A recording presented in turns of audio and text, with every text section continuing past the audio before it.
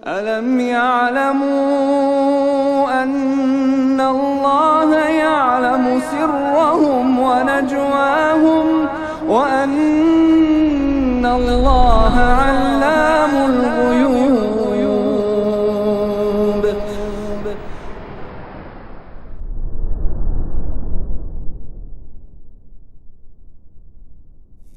Innal hamdalillah nahmaduhu wa nasta'inuhu wa nastaghfiruh wa na'udzu billahi min shururi anfusina wa sayyiati a'malina may yahdihillahu fala mudilla lahu wa may yudlil fala hadiya lahu. Asyhadu an la ilaha illallah wahdahu la syarika lahu wa asyhadu anna Muhammadan 'abduhu wa rasuluhu la nabiyya ba'dahu. يا أيها الذين آمنوا اتقوا الله حق تقاته ولا تموتن إلا وأنتم مسلمون. Baik, ikhwas sekalian rahimakumullah. Pada malam hari ini insyaallah kita akan bicara tentang faedah wasiat yang disebutkan oleh penulis hafizallah dalam kitab Ma'alim fi Tariq Talabil Ilm. Wasiat ats-tsalitsatu asyarah, wasiat ke-13, yaitu adamu ihtiqaril faidati wa in qallat, yaitu tidak meremehkan tidak meremehkan atau tidak merendahkan faedah ilmu meskipun sedikit.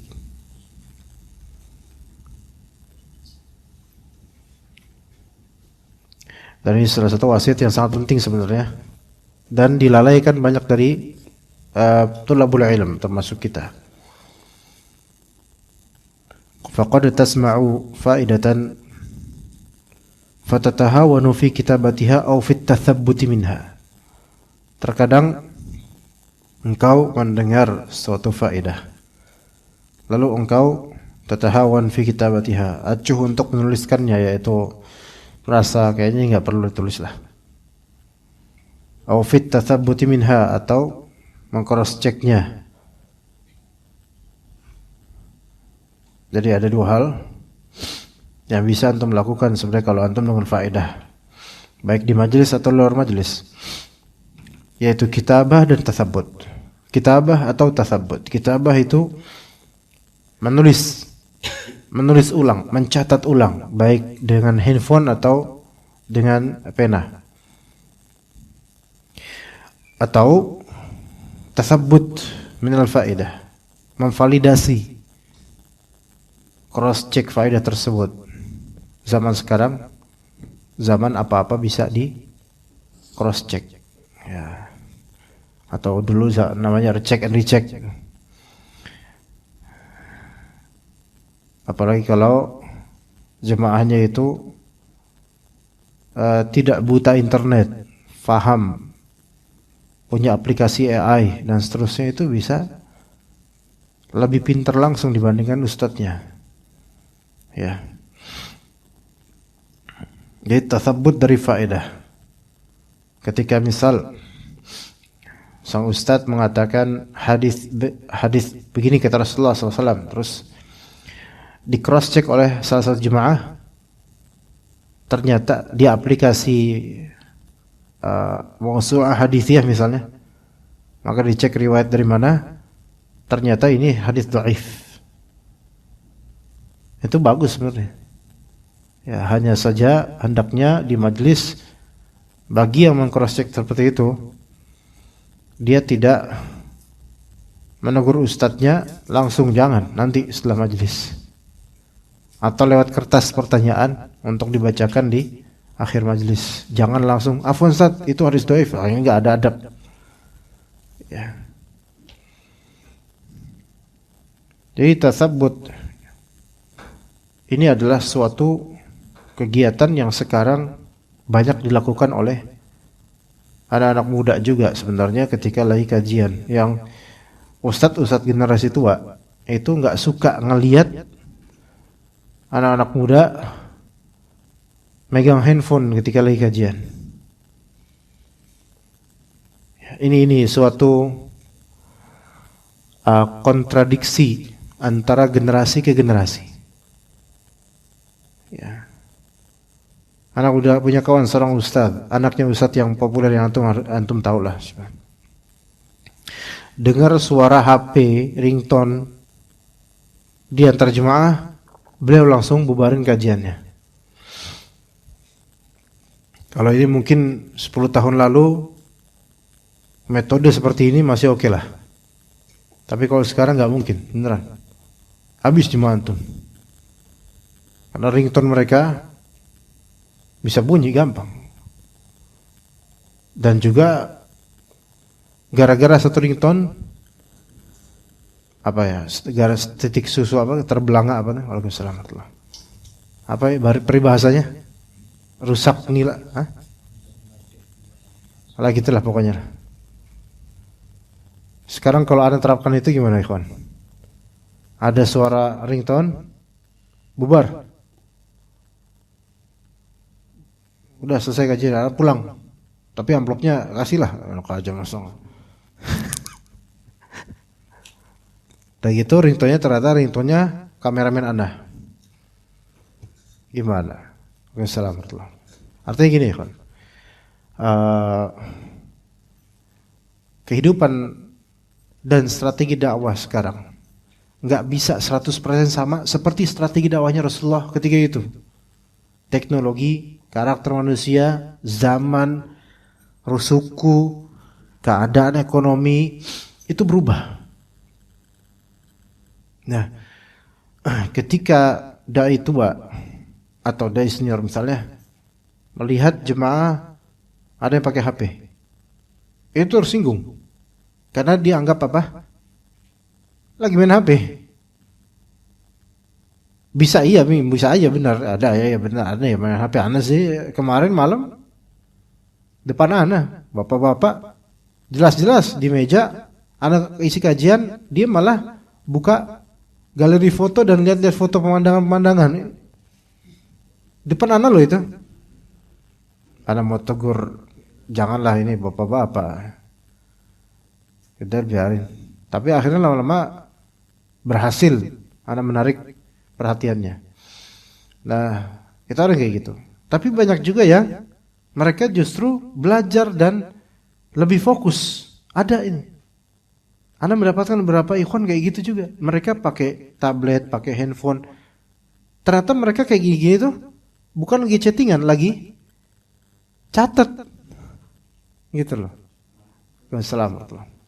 Aku, Masya Allah. Syekh Muhammad Kif. Masya Allah. Bekhair. Masya Allah. Dengar-dengar antum tadi ngobrol sama beliau. Ada yang ikut kajian nggak? Masya Allah, Masya Allah. Kehadiran antum tuh menambah kehadiran satu orang di sini, Masya Allah. Sama aja. Nah, kita ini sekarang ngajarin banyak anak-anak generasi Z, Gen Z atau Gen Z. Harus ada cara supaya sulitnya ngajarin atau mendidik Gen Z ini supaya benar gitu loh.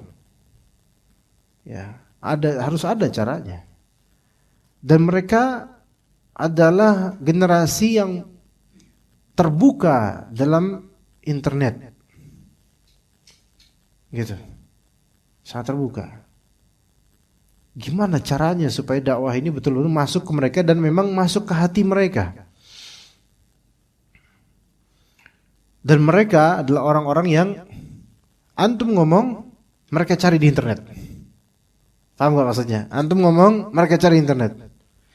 Ini kadang menyinggung dai-dai yang agak gagap internet, yang udah capek-capek belajar kitab berpuluh tahun, ini tinggal nyari di internet doang. Sampai ada fatwa perkataan Syekh Shalih Al-Fauzan suatu ketika, enggak ada itu yang namanya nyari ilmu di internet. Ini menafikan secara mutlak kan ya enggak mungkin juga gitu kan. Karena apa? Karena beliau udah itu usia 80-an tahun. Ya, dan ulama di usia segitu itu untuk internet udah enggak mungkin ngelihat layar aja udah enggak kuat mungkin. Tapi ini kita enggak bisa lari dari kenyataan, teman-teman jemaah. Ini suatu hal yang jarang dibahas, tapi ini masalah dakwah kita. faedah-faedah bergelimpangan di internet. Dulu ketika ana 2010 punya Facebook, 29 mulai buka Facebook. Terus kemudian coba lihat ikhwan. Tahun 2010 2011 berapa banyak ustadz yang punya akun Facebook? Sangat dikit. Bahkan ejekan dari beberapa ikhwan-ikhwan, ustadz kok main FB gitu. Karena dulu FB masih hanya dianggap sebagai permainan jejaring sosial yang untuk ya main-main. Ustadz kok punya FB gitu. Sekarang antum lihat ustadz-ustadz populer rata-rata punya Facebook dan mereka ketika live streaming di Facebook.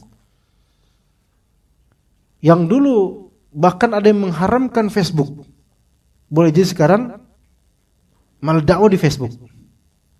Lihat bagaimana hal-hal itu berubah. Ya. Ketika kita temukan anak-anak muda sekarang, antum ngomong A, dia langsung minta validasi di internet, di Google atau chat AI. Kalau antum ngomong salah, mereka tahu antum salah. Anak-anak antum kayak gitu juga nanti. Anak-anak kita nih. Kayak gitu juga nanti. Nah, sekarang kenapa anak-anak Gen Z ini banyak orang-orang generasi milenial atau boomer banyak yang kelegepan melihat anak-anak Gen Z kok kayak gini tingkahnya? Karena kita belum prepare sebelumnya bahwasanya bom yang bernama Gen Z ini akan kayak gini sikapnya. Belum ada kita menemukan formula sebelumnya bagaimana menghadapi mereka. Bukan salah mereka tuh kayak gini. Lihat perusahaan-perusahaan besar baik di Amerika maupun di Indonesia bahkan. Itu mulai males make karyawan dari generasi Z ini. Karena ya emang terbukti sih, Anda juga ngerasain juga. Ya. Kalau kameraman Anda dia Masya Allah mental kolonial. Ya, jiwa milenial tapi mentalnya kolonial ya. Gitu. Masya Allah. Ya, zaman penjajahan ini bisa dijajah. Tapi kalau mentalnya yang banyak Gen Z sekarang itu nggak bisa. Karena untuk ilmu ke majelis susah. Ana tuh majelis tuh banyak, ikhwan. Di Bekasi ini Gen Z itu datang ke majelis ana hanya sebelum pandemi. Sekarang setelah pandemi yang datang itu generasi milenial kayak antum atau boomer kayak bapak-bapak ini. Kayak abah ini sama kayak putra kolonial juga, maksudnya generasi lawas. Lihat sekarang antum juga lihat di mana-mana, enggak tahu di abad banyak gak anak-anak di bawah 30 atau 20-an. Mungkin gak banyak. Beda dengan sebelum pandemi. Ini yang terjadi pergeseran, ikhwan. Dan mereka lebih suka kajian online. Program-program kayak HSI. Kenapa? Karena itu bisa langsung validasi dan mereka mendapatkan validasi dari itu. Berupa apa? Berupa value, prestasi, berupa apa? Oh, mumtaz, jayyid jiddan, langsung ketahuan apa sih impact dari apa sih yang saya dapatkan dari belajar ini, kayak gitu cara mereka tuh. Yaitu apa tuh harus dilihat dari statusnya. Ini saya very good atau jayyid jiddan atau excellent, mumtaz atau misalnya begitu. Nah, sekarang ikhwan kantum datang ke sini, apa yang antum dapetin? Secara maknawi yaitu ilmu, kebersamaan, pahala itu kita tuh mikir gitu. Gen Z itu enggak gitu mikirnya. Enggak gitu. Mereka mungkin mikirnya kebersamaan, validasi, tasabut, ini benar apa enggak? Ini kayak gitu, ikhwan. Ini harus kita pikirkan. Oh, ternyata cara ngedakwahin mereka tuh ada strategi tersendiri gitu loh. Majelis kalau klasik seperti ini ternyata mereka nggak bisa mencocokkan diri, sekarang jarang. Kecuali kalau kita buka stand mie gacuan di sini, rame tuh Gen Z. Iya beneran. Untuk hal-hal yang sifatnya crowded, ngumpul dengan sesama dan komunikasi antar generasi sama-sama generasi Gen Z itu mereka paling awal dibandingkan kita dulu. Mereka soal ngumpul, masya Allah. Gitu. Ya. Ini perlu dipertimbangkan. Nah, di sini namanya faedah, ikhwan. generasi kita masih mungkin nulis dengan tangan dan masih mungkin kita mau meletihkan dengan tangan nulis itu. Generasi bawah kita ini Gen Z, Alpha mungkin, kalau enggak Alpha mungkin insya Allah bisa dibentuk lagi. Itu nulis tangan, boleh jadi banyak dari mereka udah lupa di mana letak pulpen mereka sekarang. Bener apa enggak kira-kira itu? Iya. Mereka lupa, pulpen mana ya pulpennya? Udah enggak ada pulpen. Dulu ya, bapak generasi boomer itu pulpen selalu di sini, Pak. Kemejanya khas banget. Pulpen di sini, itu generasi dulu. Kalau milenial mungkin enggak gitu lagi karena pulpennya udah beda lagi. Sekarang antum nemuin anak Gen Z punya pulpen di sini, itu kayak nemuin warung Madura tutup, hampir mustahil. Ya kan? Gak ada tuh kayak gitu. Berarti udah beda nih sekarang perkembangannya, ikhwan.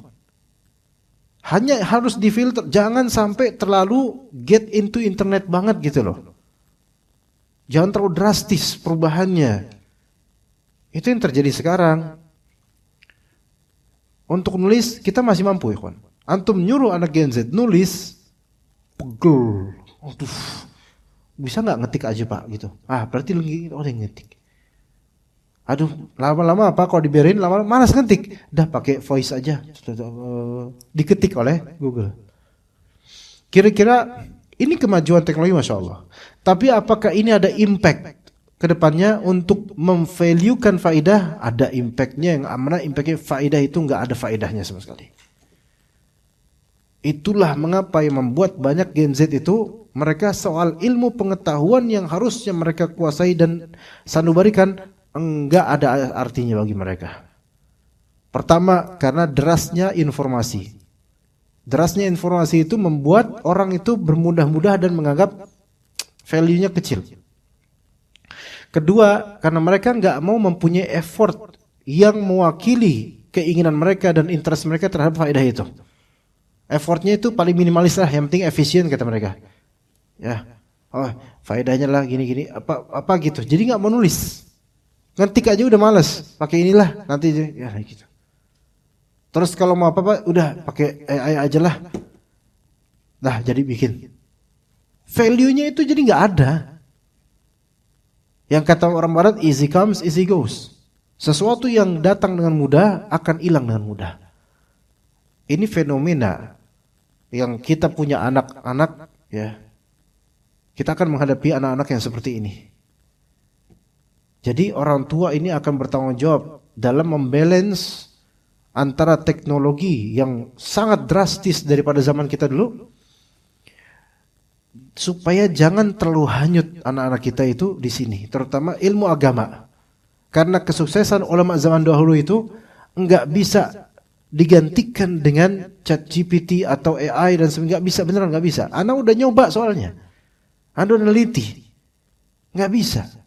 Artinya antum cari faedah betul di situ, masya Allah di AI itu, masya Allah. Tapi tetap kesuksesan itu bukan bergantung pada ininya. Kalau emang betul-betul memaksimalkan pelajaran di sini dan tapi juga ada effort, waktu, tenaga, pikiran betul mendalami, insya Allah jadi orang ini.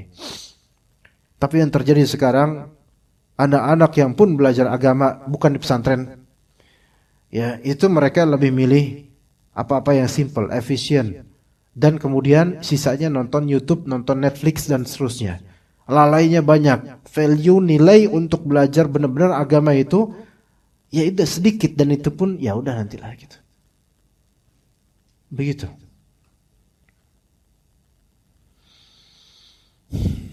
Ini fenomena ikhwan. Makanya ihtiqarul faedah, merendahkan faedah tentang kaidah agama, dalil, istinbatnya dan seterusnya. Banyak yang hanya cari shortcut ya, jalan terpendek, jalan pintas, dah selesai. Value-nya hilang value-nya. Subhanallah. Ya jangan sampai kita gini-gini banget, jangan. Effort ke majlis ta'lim coba sekarang. Mindset kita itu masih ada pikiran majlis ta'lim pahala. Harus ada effort. Sampai majlis ta'lim kita komunikasi dengan teman-teman majlis, kita dapat berkah majelis, kita dapat ilmu. Ketika di masjid itu pasti beda dengan di rumah. Taib, sudah mulai bergentayangan pemuda-pemudi yang buat apa? Capek-capek ke majelis. Udah enggak mikirin pahala, enggak mikirin dinaungi oleh sayap malaikat, diridhai oleh Allah dan seterusnya. Udah enggak mikir gitu. Mikirnya sekarang apa yang gue dapat dari itu? Kalau misalnya cuma dengerin ustadz kan bisa online. Nah, mulai gitu cara mikir itu gitu.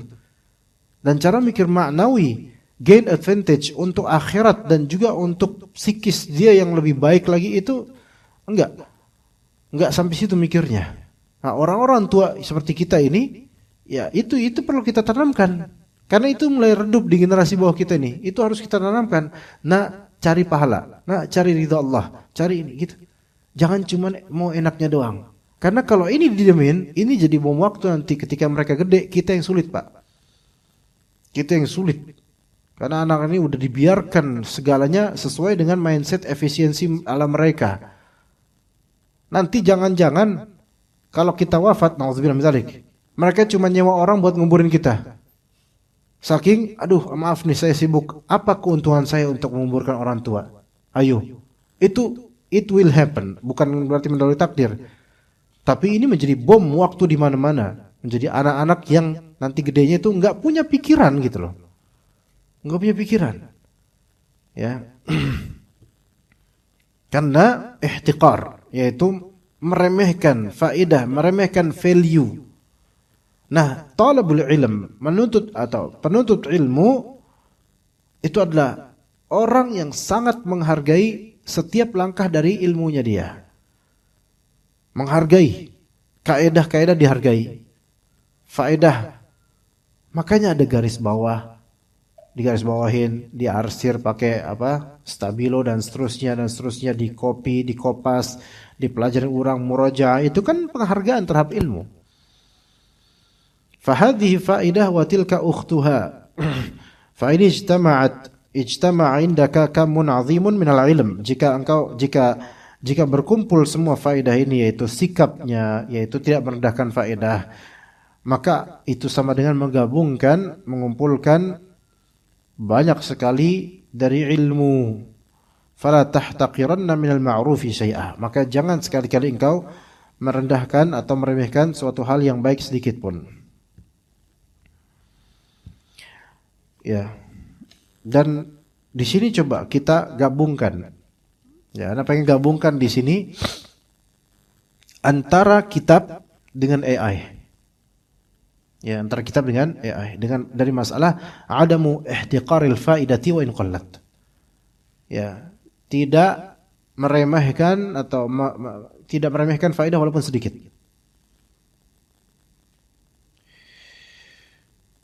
Misal beberapa majal atau beberapa bidang atau lapangan yang bisa kita terapkan dari faedah, tidak meremehkan faedah walaupun sedikit dalam masalah ilmu. Adamu ihmali ayyi ma'lumatin mahma badat basitatan. Jangan meremehkan maklumat apapun walaupun maklumat itu dimulai dari hal yang remeh. Juga di sini disebutkan di masalah amal di sini, yaitu perbuatan atau pekerjaan. Di masalah keuangan juga itu sampai dikaitkan di sini faedah, jangan remehkan faedah walaupun sedikit. Masalah harta pun iddikharu hatta al-mabaligh as-saghirah. Menyimpan harta walaupun nominalnya itu kecil. Li'annaha tatarakamu ma'a mururil waqti wa tusbihu mablaghan kabira. Karena boleh jadi yang kecil itu ditumpuk sepanjang zaman waktu itu, maka suatu saat akan menjadi nominal yang besar. Baik. Di sini disebutkan juga, ana pakai Gemini, ayatnya. Fawaidu adam ihtiqaril faidah wa in qalat. Faedah dari sikap tidak meremehkan faedah. Ya, faedah dari sikap tidak meremehkan faedah walaupun sedikit. Apa faedahnya? Pertama, tahqiqun najah. Merealisasikan keberhasilan. An-najah itu keberhasilan, achievement, ya. Merealisasikan keberhasilan. Karena al-ihtimam bit-tafasil as-saghirah yazidu min furasin najahi fi mukhtalafil majalat. Memperhatikan hal-hal yang tafsili, rinci dan remeh itu bisa menambah kesempatan atau kans untuk berhasil di banyak bidang. Apa maksudnya? Apa contohnya ya, ikhwan? Apa contohnya? Coba sekarang gini loh, ikhwan. Ustadz itu macam-macam beda. Ada ustadz yang cuman bisa ngajar. Ada ustadz yang bisa dagang sambil ngajar juga. Ada ustadz yang bisa hubungan sosial, humas dan seterusnya. Itu macam-macam ustadz.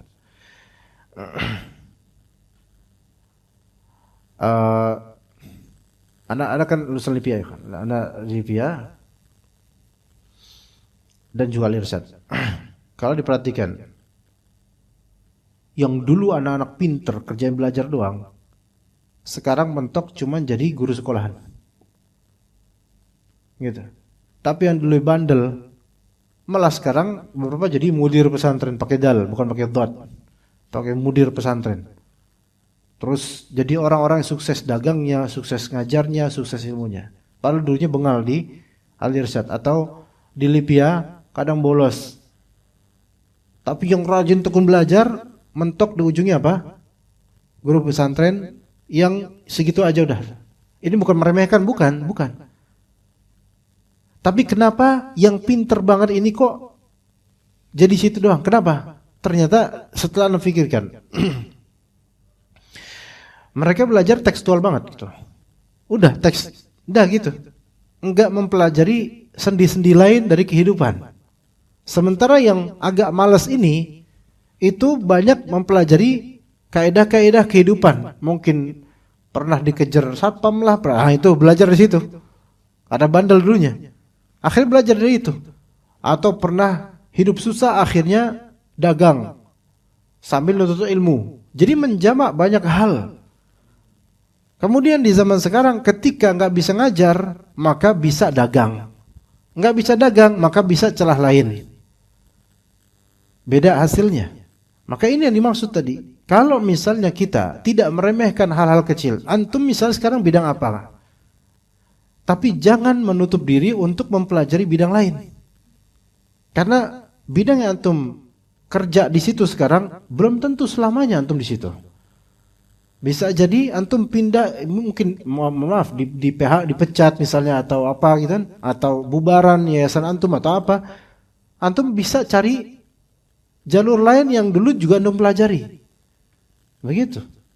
Coba tanya ini kameramen Anda, Putra. 10 tahun lalu antum kepikiran enggak? Masih hidup aja enggak kepikiran. Nah, antum kepikiran jadi kameramen enggak? Enggak. Tapi jadi kameramen Anda minta, dan kemudian alhamdulillah bisa mengoperasikan live streaming sendiri. Itu enggak ada pikiran. Orang tuanya nggak pernah berpikir mungkin bakal jadi kameramen. Dulu kan bagi orang dulu juga kameramen, masya Allah kameramen. Bisa live streaming, bisa ini, subhanallah. Tapi gitulah kita belajar, ikhwan. Ada nggak anak dulu misalnya parfum, sarung itu, nggak mikir di situ. Tapi kita harus take the opportunity gitu zaman sekarang. Ilmu pun seperti itu, ikhwan. Contoh di ilmu syar'i. Antum mungkin interest antum sekarang ilmu akidah. Tapi jangan menutup diri untuk mempelajari ilmu fikih. Karena pada waktunya antum akan ditanya oleh masyarakat tentang suatu ilmu fikih. Nggak bisa, afwan, ana nggak bisa jawab itu, ana spesialis akidah gitu. Ditanya jemaah, Pak Ustadz, maaf nih, sholat zuhur wajib nggak Pak Ustadz? Afwan, ana buka itu masalah fikih. Sholat zuhur wajib apa enggak? Coba jawab.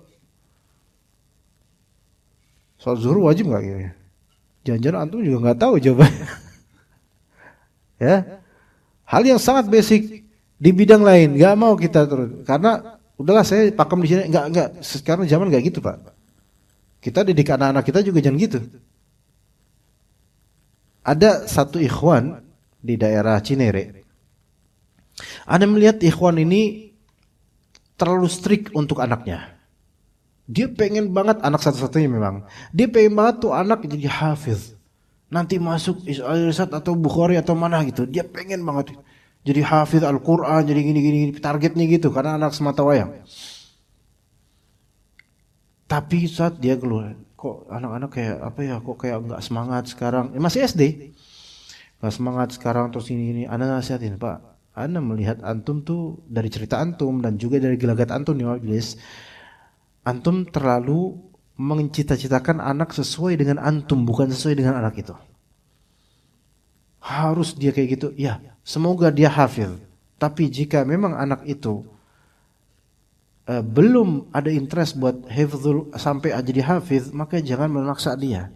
Ana punya cerita, seorang anak ustaz dulu teman ana, teman sejak kecil. Itu ana nggak usah sebut nama ustaznya, antum pasti tahu. Itu sampai anaknya itu dititipin ke guru tahfiz, dikontrakannya dari kecil. Tapi resultnya, hasilnya jadi anak bandel. Waktu kita satu kelas dia lihat bandel, dikenal bandel, main bola mulu, kemudian nggak naik kelas dan bikin malu orang tuanya. Karena ada apa ya, sisi apa namanya, ada pressure, terus dia pengen ini apa namanya, lepas dari tekanan bapaknya di pesantren, akhirnya jadi anak bandel di pesantren. Pelampiasan, iya, pelampiasan dari pressure yang ada dari bapaknya. Bapaknya seorang ustadz masyhur di Bekasi ini. Nah, berangkat dari itu, maka ini anak jangan terlalu di pressure dari kecil. Cita-cita bapaknya, coba bapaknya sendiri deh hafal Quran. Antum sendiri hafal nggak? Nah, itu belum tentu antum. Nah, terus kemudian nanti mau ke pesantren ini, silahkan, fadl. Tapi ingat, ini anak itu jangan terlalu didikte untuk masa depannya. Anda melihat bapak ini ketika kajian nih, kayak ini kajian, Anda jelasin, dia anaknya tuh di pangku atau di sampingnya, banyak faedah-faedah dari anak yang kemudian si bapak ini langsung gitu. Dalam satu majlis mungkin 10 kali dia kayak gitu. Ngerti nggak gambarannya jemaah? Misal antum lihat Pak Win nih sama anaknya tuh. Nah, itu bagus tuh, anaknya dibiarin aja tidur kayak gitu tuh. Misal anak ngomong A, kemudian beliau langsung bilang ke anaknya, tuh, kayak gitu. Didikte gitu loh.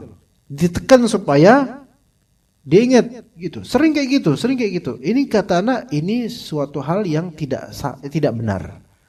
Dalam mendidik anak di majlis nggak begini. Biarkan anak itulah sendiri yang menyimak dan biarkan dia independen untuk menyerap. Kayak anak dulu di majlisnya Pak Ustadz, anak dibawa sama abi anak ke majlis Ustadz Abdul Hakim dulu, sebelum bukan di Krukut, bukan. Dulu 90-an. Anak paham nggak paham, biarin.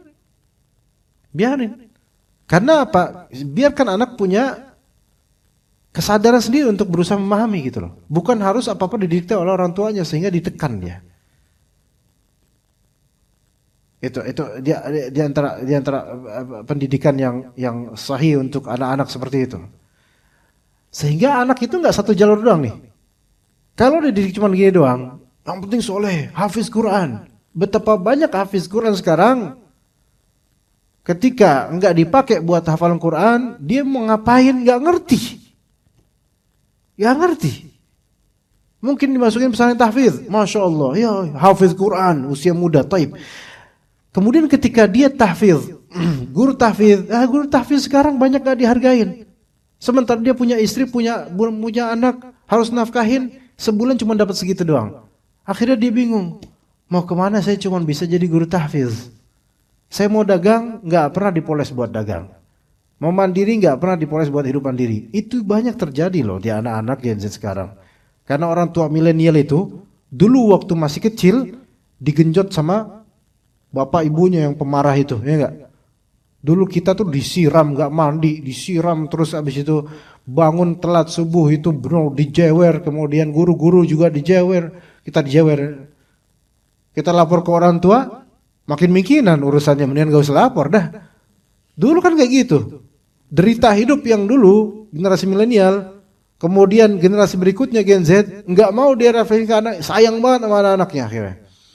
Nggak mau dijewer, bahkan ada artikel jangan mengatakan jangan kepada anak. Pret banget itu artikel. Jangan mau katakan jangan kepada anak. Gimana dong? Jadi anak apa-apa boleh, ya bukan gitu, tapi pakai bahasa yang lebih lembut. Ya kalau terlalu lembut kayak gitu nggak ada jangan-janganan, terus apa gunanya Luqman mengatakan la tusyrik billah wala tusa'ir yadaka wala tusa'ir khaddaka. La jangan. Luqman generasi itu memang bukan Gen Z anaknya, tapi itu kan legenda dalam Al-Qur'an yang real dan sukses. Kita bercontoh di situ. Ya. Jadi faedah kita menyimak obrolan orang yang faedahnya bagus, ada yang kita simpan. Siapa tahu suatu saat bermanfaat. Ya, itu bisa di berbagai majal disiplin ilmu, itu juga bisa. Ketika antum suka dengan tahfiz misalnya, jangan menutup diri antum untuk mempelajari akidah, tafsir, kemudian hadis dan seterusnya. Ya, kemudian yang kedua dari faedah sikap yang tidak meremehkan faedah, tanmiyatus syakhsiyah, membangun personality. Ya, tanmiyah itu menumbuhkan personality yang baik. Ya. Karena orang yang tidak meremehkan faedah walaupun sedikit, terbangun pada dirinya sikap tawadhu' dan ijtihad. Rendah hati. Dia tidak meremehkan faedah yang sedikit. Dia mengapresiasi faedah sedikit ini. Maka akan terbentuk padanya terbiasa tawadhu' dan tidak meninggi. Ya. Begitu. Kita kadang ini di kajian-kajian, misal antum coba dengar kajian Ustaz Yazid. Apa yang beliau katakan, itu apa yang ada di buku beliau. Ya enggak? Pembahasannya ya di situ-situ. Yang antum dapetin bukan kalimatnya sebenarnya, tapi personality beliau. Kalau emang mau betul-betul. Kalimat yang beliau ucapkan rata-rata adalah kalimat yang berulang dari dulu. Yang juga ada di ustadz lain. Bahkan ustadz-ustadz lain bisa lebih banyak lagi racikan kalimat dan juga faedahnya dari beliau. Tapi coba kalau antum perhatikan dan lebih tawadhu' lagi, bahwasanya faedah udah berulang, tapi jangan hanya dilihat dari faedah yang kita mungkin remehkan ini, tetapi kedalaman dari faedah ini dan refleksi dari beliaunya yang mengamalkan ilmu itu, yang mengamalkan apa yang beliau ucapkan. Dalamin itu antum dapat luasnya lautan itu, gitu loh. Dan ketika kita mendengar faedah yang umum, ini sih saya udah tahu. Kita enggak ngeremehin, itu ada sikap membentuk personality kita supaya lebih tawadhu'. Ya. Syekh Abdul Razak Al-Badr misalnya, atau para masyayikh, ketika mereka beliau-beliau ini ngisi pengajian tabligh akbar nasional misalnya di Monas, di apa? Istiqlal, di Istiqlal misalnya. Itu kan 10 jalan menuju surga. Antum bisa sebut sekarang. Tapi kalau misal kita mau simak karena tawadhu', dapat ilmunya, dapat faedah baru, beneran deh. Kesannya, oh ini lagi. Ya kan? Dengan kajiannya Ustaz Abdul Hakim misalnya. Arba'in dalam manhaj aqidah misalnya. Ini hadis udah pernah saya dengar. Kalau antum kayak gitu cara berpikirnya, ini mah udah pernah saya. Itu berarti ada sisi pertama istikbar satu. Kemudian juga mungkin emang udah meremehkan gitu loh. Imam personalitinya atau imam ilmunya. Maka dari sikap tidak meremehkan faedah walaupun sedikit akan terbentuk sikap tawadhu'. Dan seorang yang tawadhu' maka dia seperti apa? Lembah yang air itu akan numpuk padanya. Maka ilmu itu akan masuk padanya. Maka orang-orang yang mustakbirun, sombong, dia mau mencecar dengan kalimat-kalimat di media sosial, itu ilmunya nggak ada. Tapi orang tawadhu kelihatannya nggak pernah ngomong, nggak pernah. Tapi sekali kita ngomong, kita tahu dia punya ilmu yang banyak. Begitu ya, kan ada beberapa dari tokoh-tokoh FB di dunia persilatan FB yang kalau nulis panjang-panjang, kesannya tuh pinter banget itu loh, kesannya masya Allah, mentahdzir ini mentahdzir itu, ngejek ini ngejek itu. Tapi kita tahu dia nggak punya akhlak, nggak ada ilmunya, nggak ada arti ilmunya itu, nggak bisa kita belajar darinya. Ya oke, kita azan dulu insyaallah. Udah azan kan? Ya, kita azan. Tapi di antara faedah dari sikap tidak meremehkan faedah walaupun sedikit, asy'ur birridha, yaitu merasakan ridha.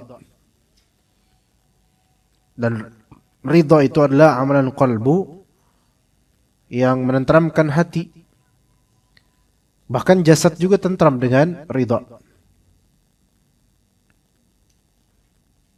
Jadi orang yang ingin melatih dirinya supaya qanaah dan ridha, maka dia jangan meremehkan faedah walaupun sedikit. Jangan dia katakan, itu mah saya udah tahu. Itu seolah-olah kan gak ridha dengan pemberitahuan yang sedikit itu. Padahal ilmu agama ini sebasic-basicnya, seringan-ringannya itu tetap ilmu agama yang akan bisa kita pakai gitu. Ketika seseorang berkata kepada kita, Pak, ketahuilah bahwasanya Allah Ta'ala maha melihat. Apakah antum katakan, itu mah saya udah tahu. Coba, ada nggak sisi nggak ridhonya dan sombongnya? Ketahuilah bahwasanya Allah Ta'ala maha melihat. Itu mah saya udah tahu. Cari faedah lain lah yang lebih detail, yang apa gitu. Subhanallah, itu faedah basic tauhid. Dan siapapun di antara kita kalau diingatkan kayak gitu harusnya langsung betul-betul masuk ke hati gitu loh. Astagfirullahaladzim. Walaupun ketika itu lagi yang berbuat dosa, tapi kenyataan bahwasanya Allah Ta'ala maha mengetahui, maha melihat, itu kan membuat seluruh dari kehidupan kita itu terscan dengan itu gitu loh. Ya subhanallah. Itu faedah kalau diremehkan, seluruh faedah tauhid, asma wa sifat, jika diremehkan, itu betapa sombongnya manusia kalau meremehkan itu. Fikih asmaul husna, segala nama dan sifat Allah Subhanahu wa taala. Ya. Ya gitu. Jadi, ini mah saya udah pernah belajar ini. Dah, enggak usah lah. Iya subhanallah. Enggak bisa diremehkan ilmu syar'i ini. Maka ridha dengan apa yang sedikit. Padahal itu faedah ya. Ridha dengan apa yang sedikit dari faedah, maka itu memberikan efek pada qalbu talibul ilm. Memberikan efek pada qalbu talibul ilm. Dari syukurnya, dari qanaahnya, dari tawadu'nya, dari sabarnya, dari optimisnya, itu semua berefek. Dia bersyukur, dia ridha dengan faedah. Dia bersyukur dengan itu. Kemudian dia juga akan merasakan atau bersikap qanaah. Mencukupi dengan apa yang ada ini, kaitannya dengan ridha itu seperti saudaraan. Qanaah dengan ridha. Qanaah itu bukan berarti antum enggak boleh nyari lebih, bukan. Tapi qanaah itu adalah ketika antum merasa cukup faedah ini, antum ridha dengannya. Makanya orang-orang yang karena kebutuhan dia mencari penghasilan lebih, itu enggak bisa kita katakan tidak zuhud, tidak qanaah. Dia tetap qanaah. Dia ridha dengan apa yang ada. Tapi karena kebutuhan, dia membutuhkan kerja lebih atau penghasilan lebih. Ya begitu. Antum punya anak 1, membiayainya. Kemudian punya anak 2, pasti antum butuh biaya lebih kan? Maka bukan berarti antum butuh biaya lebih, berarti antum enggak qanaah. Enggak gitu. Ya, enggak gitu. Antara kebutuhan dengan qanaah itu sesuatu yang beda. Kemudian juga masalah tawadhu'. Orang kalau misal ridha dengan yang sedikit, maka itu akan mempertajam sisi tawadhu'nya dia. Dan juga mempertebal sabarnya dia. Karena hawa nafsu itu pengen tergesa-gesa untuk mendapatkan yang lebih. Tapi kalau dia dapatnya segitu doang, ya udahlah. Ya dia sabar. Dan juga orang yang dia ridha dengan yang sedikit, itu optimisnya lebih besar daripada orang yang tergesa-gesa dan pengen harus banyak cepat-cepat. Beneran loh. Ini pelajaran Masya Allah. Orang yang ridho dengan yang sedikit itu lebih mungkin optimis dibandingkan orang yang pengen ngehabek semuanya cepat-cepat. Iya, seperti itu. Ya. Coba refleksikan ketika di masalah harta saja. Kita qadarullah dagangan hari ini nggak laku. Ya bismillah lah. Diridhoin aja. Kira-kira bakal optimis gak? Kalau Allah, insya Allah besok, insya Allah bulan depan, insya Allah gitu. Tapi coba kalau misalnya kita target, harus gini. Ternyata nggak sesuai target, kesel nggak kita? Kesel. Dan akhirnya apa? Suudzon sama Allah. Akhirnya pesimis. Kok kayak gini mah gimana kita bisa sukses? Gitu. Begitu. Ngoyo, kalau bahasanya Jawa tuh ngoyo apa ini ya? Ngoyo itu apa? Ngejer banget gitu loh. Kayak nggak cukup gitu, kayak gitu nggak cukup gitu. Nah jadi nggak optimis. Maka dalam menuntut ilmu ikhwan, kalau antum mau betul-betul optimis, step by step, al-qalil bil qalil gitu, al-aham fal aham, qalil bil qalil, sedikit demi sedikit, itu insya Allah membangun optimisme.